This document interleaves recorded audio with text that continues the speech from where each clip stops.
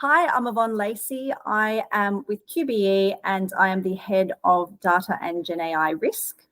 I'm here today with Leon from Morgan McKinley to talk about women in leadership in support of International Women's Day. In your mind, what are the benefits of having women in leadership? Well, I think the obvious answer is probably the diversity of thought and lived experience that women can bring to the table.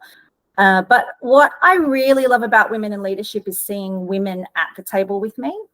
I couldn't count the number of times I've been the only woman or one of very few women amongst a cohort of men, particularly as a woman in technology. Most of the time, the men have been really inclusive and having a voice at the table hasn't really been a concern. But there have been many a time where I've actually sat there and maybe felt a bit lonely and thought, why are there no other women or more representation of women here? So I think the problem with that is if we don't see women above us and around us, it can sometimes feel like maybe the environment isn't as inclusive or as inviting and can possibly deter other women from following and joining, which can further perpetuate that cycle of a lack of female representation in leadership.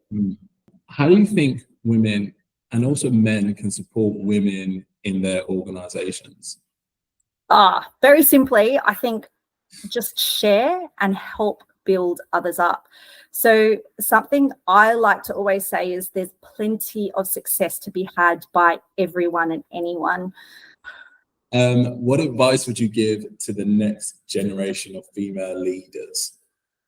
I think in my mind, the best leaders are the ones that really empower their teams and challenge their teams and create an open and inclusive environment, whether it's, in a one-to-one situation or as part of team discussions. At QBE, one of our values is being courageous and feeling safe to speak up. And that's something that I, as a leader, and particularly as a risk professional, think is absolutely key.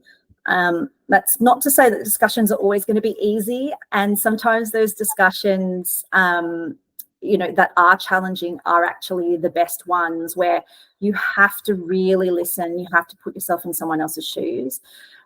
These are the conversations that can help you and your team really understand why you're moving in a particular direction. And where you actually start really sharing that collective, historic experience across the team and that knowledge, where you can actually start cross-skilling and uplifting everyone in the team as well.